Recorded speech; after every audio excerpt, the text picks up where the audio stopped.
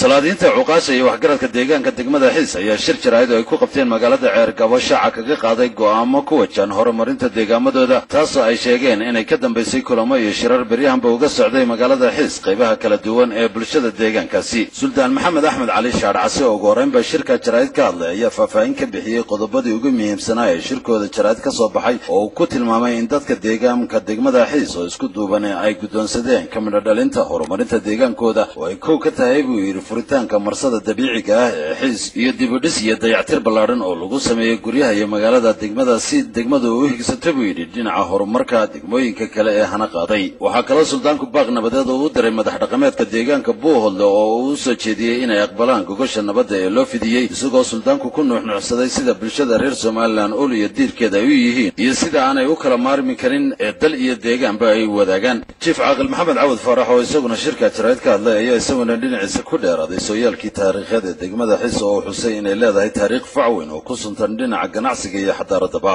waa uu chiefku intaasi ku daray in kulamo iyo shirar isdaba joog ah oo muddooyinkanba uga socday degmadaasi dadka deegaankaasi ay ka soo baxeen go'aamo dhaxalgala oo degmadaasi lagu horumarinayo isagoo intaasna ku daray sida bulshada reer Xiis ay uga go'an tahay xilligan inay dhexda u xidhaan xoojinta howlaha danta guud iyo horumarinta deegaankooda isagoo intaasna ku daray sida bulshada reer Sanaag ee loogu baahan yahay inay hormood ka noqdaan waxqabadka iyo abaabulka howlaha dhinaca horumarinta deegaamadooda si buu yiri wixii ka dhimanaya xukuumadda iyo hay'aduhu ugu soo kordhiyaan waxaana ugu dambeyntii Chief Caaqilku shirkiisan jaraa'id ugu baaqay qurba joogta iyo ganacsatada reer Xiis inay ka qayb qaataan dibadhiska deegaamadooda si ay dhinaca horumarinta ula tartamaan deegaamada kale ee dhigooda waa Maxamuud Maxamed Xasan Saraaf TV-ga qaranka Soomaaliland Ceergabo